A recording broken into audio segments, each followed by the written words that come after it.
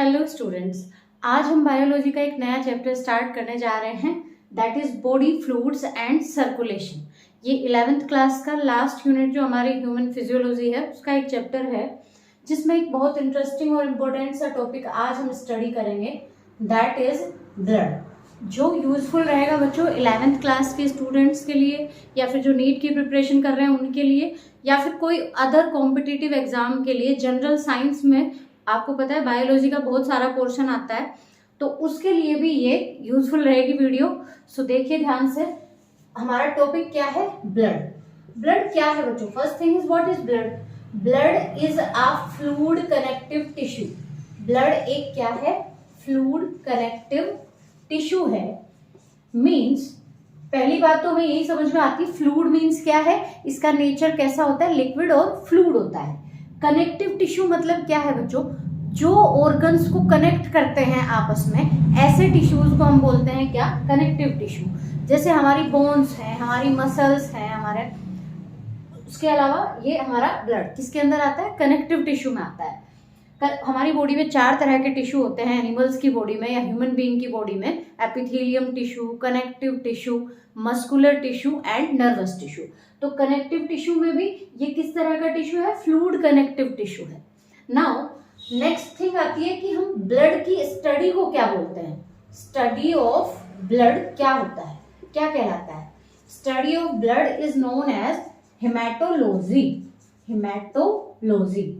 अब बच्चों आपको कहीं भी हीमो वर्ड अगर आ जाए, हीम वर्ड कहीं आ जाए या हीमो आ जाए, तो आपको समझ जाना है एकदम कि बात किसकी हो रही है? ब्लड की हो रही है।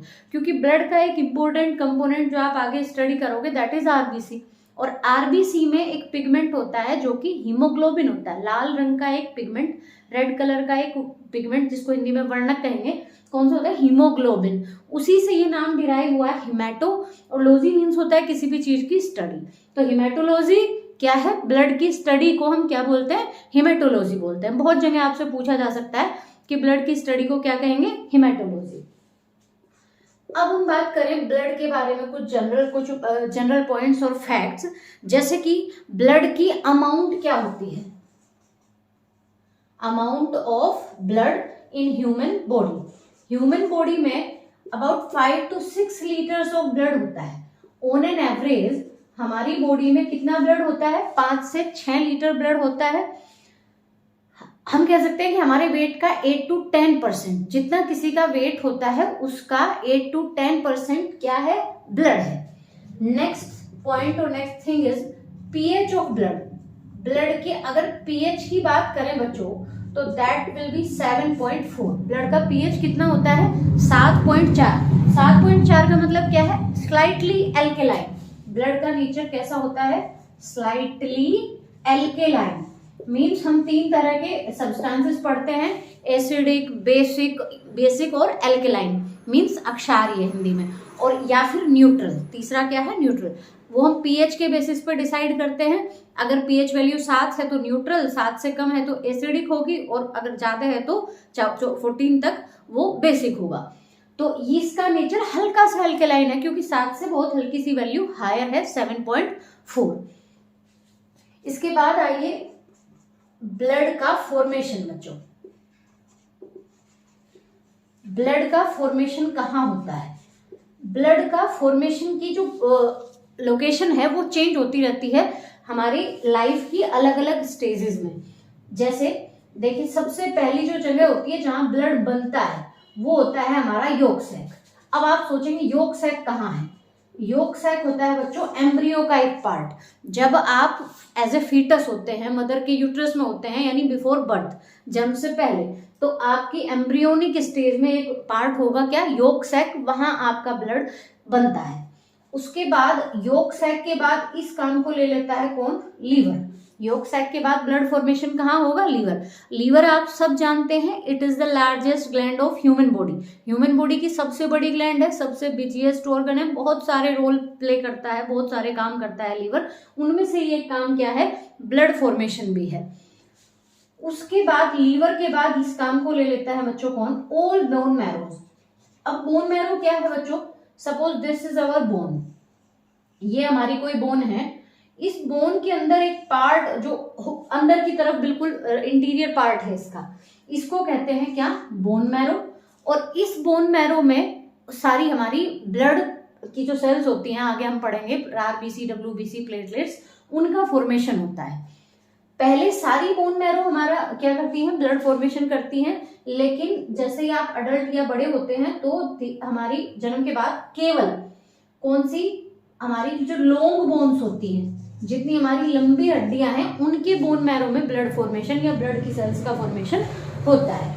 जैसे हमारे हाथ की यहाँ से कोहनी से लेकर और कहाँ तक, शोल्डर तक, एल्बो से शोल्डर तक एक बोन है ह्यूमरस, उसमें होगा ब्लड फॉर्मेशन, यानी आरबीसी, डब्ल्यूबीसी और प्लेटलेट्स का। हमारी जो फीमर बोन है, यानी थाई वाली जो बोन है हमारी, इसमें होगा ब्लड फॉर्मेशन। अब ब्लड के फॉर्मेशन को क्या बोलते हैं बच्चों, उसके लिए एक टर्म यूज होती है, haemopoiesis. Haemopoiesis is the process of formation of blood. Blood के बनने की प्रोसेस को क्या कहते हैं, haemopoiesis. Now most important thing is कि ब्लड जो होता है हमारा, वो दो कंपोनेंट्स से बना होता है बच्चों। First is plasma and second one is formed elements. दो चीजें हमारे ब्लड को बनाती है, एक प्लाज्मा और एक फॉर्म्ड एलिमेंट्स। प्लाज्मा क्या है बच्चों, प्लाज्मा है matrix. Plasma is matrix. Matrix क्या होता है, जैसे हम कोई सॉल्यूशन बना रहे हैं सपोज, उस सॉल्यूशन में हम एक सॉल्वेंट लेंगे और उसमें सोल्यूट डिसॉल्व कर देंगे, तो सॉल्वेंट पूरे में फैला हुआ है, वो जो पूरे में फैला हुआ सब्सटेंस है जिसमें बाकी सारी चीजें डिसॉल्व हैं, सस्पेंडेड है, पड़ी हुई हैं, वो फॉर्म्ड एलिमेंट्स हैं यहाँ। और जो पूरे में फैला हुआ है और ज्यादा अमाउंट में है, वो मैट्रिक्स है। और उस मैट्रिक्स को येलोइश कलर का एक लिक्विड है, वो मैट्रिक्स क्या है, एक येलोइश कलर का लिक्विड है, जो 55% टोटल ब्लड का कितने परसेंट फॉर्मेशन करता है, 55%। और जो फॉर्म्ड एलिमेंट्स हैं, फॉर्म्ड एलिमेंट्स में हमारी तीन तरह की सेल्स आती हैं, RBC, WBC and platelets. RBC, WBC and platelets, और ये हमारी मिलकर बनाती है 45% कंपोजिशन ऑफ ब्लड। ब्लड का 45 कंपोजिशन में उसके फॉर्म्ड एलिमेंट्स आ गए, 55% में उसका प्लाज्मा आ गया। तो बच्चों ये सारे जो ब्लड के कंपोनेंट्स हैं वो हमें पता कैसे चले, हम एक प्रोसेस करते हैं जिसको बोलते हैं सेंट्रीफ्यूगेशन।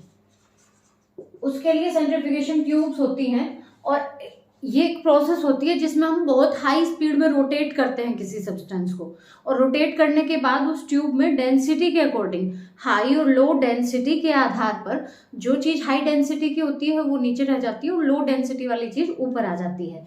तो डेंसिटी के बेसिस पे ये कंपोनेंट्स अलग हो गए, और वी फाउंड दैट इस सेंट्रीफ्यूज करने के बाद इस ट्यूब में 55% में क्या है हमारा, 55% क्या मिला, प्लाज्मा, एंड 1%, ओनली 1% हमारा क्या है, प्लेटलेट्स हैं and WBC, platelets and WBC, white blood corpuscles और प्लेटलेट्स। और 44% हमारा क्या है, आरबीसी। मीन्स सबसे ज्यादा कौन सा कंपोनेंट है, प्लाज्मा, जिसको मैट्रिक्स, जो हमारा मैट्रिक्स है, और उसमें केवल 1% है प्लेटलेट्स और डब्ल्यूबीसी, और ज्यादा नंबर में हमारे क्या है, 44% RBC. First we will talk in detail about plasma. पहले हम प्लाज्मा के बारे में बात करें तो प्लाज्मा बच्चों ये मैट्रिक्स है, हमें पता है मैट्रिक्स मतलब जो पूरे में सब्सटेंस है और उसमें बाकी सब्सटेंसेस, बाकी जो सेल्स हैं वो सस्पेंडेड हैं। तो प्लाज्मा में 90% क्या होता है, वाटर, यानी हमारे ब्लड में जो 55% कंटेंट है वो प्लाज्मा है, और प्लाज्मा में भी 90% क्या है, वाटर है। नाउ हमारे पास क्या बचा, 10%। उस 10% में बहुत सारे सब्सटेंसेस इस प्लाज्मा में डिसॉल्व हैं। सबसे पहली बात करते हैं प्रोटीन्स की। बहुत सारी प्रोटीन्स इस प्लाज्मा में हैं, जिनमें हम मेनली 3 प्रोटीन्स के बारे में बात करें तो सबसे पहले होती है क्लोटिंग फैक्टर्स। क्लोटिंग फैक्टर से मीन्स क्या है बच्चों, कुछ फैक्टर ऐसे होते हैं हमारे प्लाज्मा में प्रेजेंट जो ब्लड का क्लोट करने में हेल्प करते हैं। क्लोट मीन्स थक्का बनाने में। अगर आपको कहीं कटिया वुंड हो जाता है, घाव हो जाता है, कट जाता है कहीं से, तो क्या होता है, आफ्टर अ फ्यू मिनट्स वहां पर क्लोट बन जाता है, थक्का बन जाता है, जिससे ब्लीडिंग रुक जाती है। ब्लीडिंग रोकने के लिए जो फैक्टर रेस्पॉन्सिबल है क्लोट बनाने के लिए, उनको क्लोटिंग फैक्टर कहते हैं, और उनमें भी जो मेन है दैट इज फाइब्रिनोजन। कौन सी प्रोटीन है? फाइब्रिनोजन, जो किसके लिए रेस्पॉन्सिबल है? क्लोट करने के लिए। उसके बाद एक हमारी प्रोटीन आती है ग्लोबुलिन, ब्लड में कौन सी protein? Globulin. And last one is albumin. Globulin और एल्बुमिन का अगर हम फंक्शन देखें तो ग्लोबुलिन में भी कई तरह की प्रोटीन है, but most important is gamma globulin. Gamma globulin, these are commonly known as immunoglobulin. Immunoglobulin.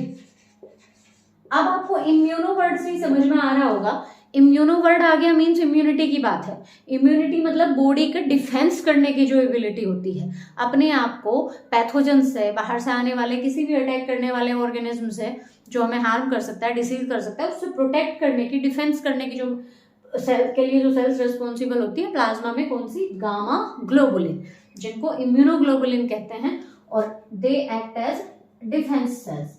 किसका काम करती हैं? डिफेंस सेल्स का काम करती हैं। इसके बाद है बच्चों एल्बुमिन। एल्बुमिन का रोल होता है ऑस्मोटिक बैलेंस बनाने में या ऑस्मोटिक प्रेशर मेंटेन करने में। व्हाट इज ऑस्मोटिक बैलेंस और प्रेशर? मीन्स वाटर का और साल्ट का कॉन्सेंट्रेशन मेंटेन रखना, बैलेंस रखना, किसका काम है? एल्बुमिन का। किसमें? हमारे ब्लड में। तो ये तो बात हुई बच्चों प्रोटीन्स की, बट प्रोटीन्स के अलावा इस 10% में और बहुत सारी चीजें हमारे ब्लड में हैं, जैसे कि एक होता है एंटीकोगुलेंट। एंटीकोगुलेंट, एंटीकोगुलेंट कौन सा होता है? हिपैरिन।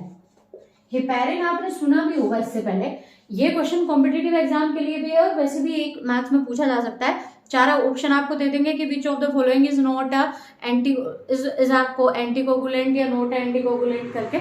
तो हिपैरिन एक एंटीकोगुलेंट है। अब आपको यहाँ वर्ड इसको रिलेट कीजिए, क्लोटिंग फैक्टर क्या होता है? जो क्लोट करवाता है, थक्का बनवाता है।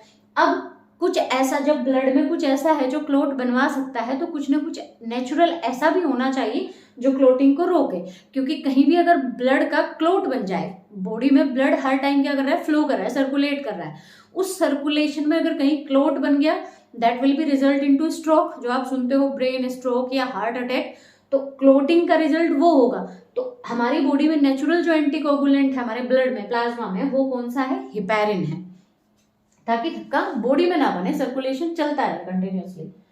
इसके अलावा कुछ एंजाइम्स होते हैं हमारे, वेस्ट हमारी सेल्स का या बॉडी का, जैसे कि यूरिया प्रेजेंट होता है प्लाज्मा में। उसके अलावा न्यूट्रिएंट्स होते हैं, न्यूट्रिएंट्स को ट्रांसपोर्ट करना, ये भी ब्लड का ही काम है कि भाई हमारे डाइजेस्टिव सिस्टम में न्यूट्रिएंट्स फाइनली क्या ऑब्टेन हो गए, खाने को डाइजेस्ट करके, अब उसको हर सेल तक पहुंचाने का काम। तो न्यूट्रिएंट्स लाइक ग्लूकोज भी डिसॉल्व रहता है। हॉर्मोन्स, हॉर्मोन्स का आप अगर जानते हैं तो हॉर्मोन्स हमारी ग्लैंड होती हैं, एंडोक्राइन ग्लैंड्स, वो हार्मोन बनाती हैं, और हार्मोन जहां बनते हैं उनका टारगेट ऑर्गन हमेशा कहीं अलग होता है, तो वहां तक, टारगेट ऑर्गन तक उसको पहुंचाने का काम भी कौन करता है? ब्लड करता है। तो हॉर्मोन्स भी किस में डिसॉल्व है? प्लाज्मा में डिसॉल्व है। अब इसी से रिलेटेड एक टर्म है हमारी, दैट इज सीरम। सीरम किसको कहेंगे बच्चों? ब्लड और प्लाज्मा, ब्लड या प्लाज्मा में से अगर हम क्या हटा दें? क्लोटिंग फैक्टर्स रिमूव कर दें। Clotting factor means fibrinogen protein. ये प्रोटीन को अगर हम रिमूव कर दें किसमें से? ब्लड में से या प्लाज्मा में से, तो जो बचेगा वो उसमें क्लोटिंग नहीं हो पाएगी, और उस चीज को बोलते हैं क्या? सीरम। अब हम इसके बाद पढ़ेंगे नेक्स्ट हमारे फोम्ड एलिमेंट्स। ये ओनली किसके बारे में था? प्लाज्मा के। प्लाज्मा के बाद फोम्ड एलिमेंट्स है हमारे आरबीसी, जिनको एरिथ्रोसाइट्स भी कहते हैं, डब्ल्यूबीसी जिनको ल्यूकोसाइट्स बोलते हैं, एंड प्लेटलेट्स जिनको थ्रोम्बोसाइट्स भी कहते हैं। इनके बारे में डिटेल में पढ़ेंगे नेक्स्ट वीडियो। Thank you.